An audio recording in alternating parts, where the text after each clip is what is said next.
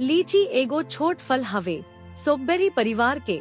इना सिर्फ स्वाद में मीठा होखेला, बालक स्वास्थ्य खाती भी बहुत फायदेमंद होखेला। इहो बहुत रसदार होला, एही से एकरा के गर्मी खातिर एगो बेहतरीन फल मानल जाला।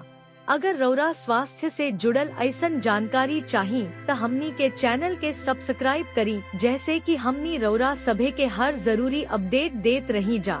का लीची में एंटीऑक्सीडेंट के मात्रा बहुत होखेला, अवूरी का हमनी के बहुत गंभीर बीमारी से बचा सकता। अगर रौरा जानल चाहत बानी त अंत तक की वीडियो देखी। जवाब जान के रौरा हैरानी हुई। लीची में बहुत पोषक तत्व होखेला, अवूरी एकरा के खइला से स्वास्थ्य के बहुत फायदा हो सकता। आई एक एक करके इनका के समझल जाव। Vitamin C. लीची में विटामिन सी के मात्रा सबसे ज्यादा होखेला।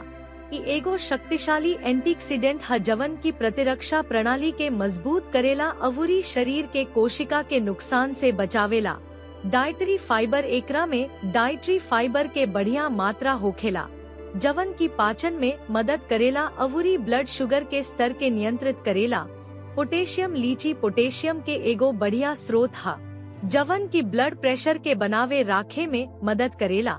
एंटीऑक्सीडेंट। लीची एंटीऑक्सीडेंट के एगो बढ़िया स्रोत हा। लीची में पॉलीफेनोल एंटीऑक्सीडेंट के मात्रा बाकी सब फल के मुकाबले बहुत ज्यादा होखेला। लीची में मौजूद एंटीऑक्सीडेंट एपिकैटेकिन एगो फ्लेवोनोइड है, जवन दिल के स्वास्थ्य में सुधार करे में मदद कर सकता, अवूरी कैंसर अवूरी डायबिटीज जैसन बीमारी के खतरा के कम कर सकता।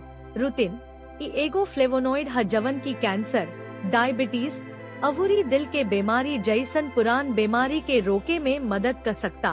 त लीची खाली स्वादिष्ट ताजा फल ना हा, बलुक पोषण के खजाना भी हा। एकरा में विटामिन सी होखेला, जवन की आपके बीमारी से लड़े के क्षमता बढ़ावेला। इ पेट खाती निमन होखेला, अवूरी एकरा अलावे स्वस्थ ब्लड प्रेशर भी बनवले राखेला। लीची में खास एंटीऑक्सीडेंट होखेला, जवन की आपके लंबा समय तक स्वस्थ राखे में मदद करेला। अगला बेर जब रौरा लीची खाई त याद राखी कि रौरा खाली कवनो स्वादिष्ट फल के मजा ना लेत बानी, बलुक अपना स्वास्थ्य खातिर बढ़िया काम भी करत बानी।